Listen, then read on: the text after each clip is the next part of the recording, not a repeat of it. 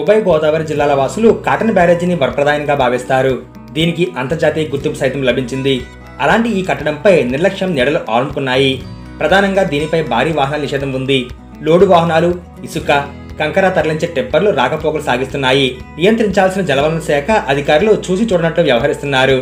Barrage పై భారీ వాహనాలు రాకపోకల నిషేధమని సూచిక ఏర్పాటు చేశారు. కాపలా సిబ్బందిని నియమించినా అడ్డుకట్ట పడట్లేదని పలువురు ఆరోపిస్తున్నారు. నియంత్రించాల్సిన సిబ్బంది లారీల నుంచి మామూలు వసూలు చేస్తూ చూసి చూడనట్లు వదిలేస్తున్నారని విమర్శిస్తున్నారు. దీనికోసం రాత్రిపూట ఇక్కడ విధులు నిర్వహించేందుకు పోటీ పడుతున్నారనే వాదన కూడా వినిపిస్తుంది. విద్యేశ్వరం వద్ద భారీ వాహనాల రాకపోకలు నియంత్రించేందుకు రహదారిపై ఇనుప గడ్డర్ను ఏర్పాటు చేశారు. కాసుల కక్కుర్తితో సిబ్బంది గడ్డర్ ఎత్తు పెంచి భారీ వాహనాల రాకపోకలకు అనువుగా మార్చారన్నది బహిరంగ రహస్యం. క్షేత్రస్థాయిలో ఉన్నతాధికారుల పర్యవేక్షణ కొరవడంతో దిగువ స్థాయి సిబ్బంది రాత్రి 11 గంటల నుంచి వేకువజాము వరకు కంకర, ఇసుక, సరుకు రవాణా వాహనాలకు లారీకి 500 రూపాయల చొప్పున వసూలు చేసి అనుమతిస్తున్నారని సమాచారం.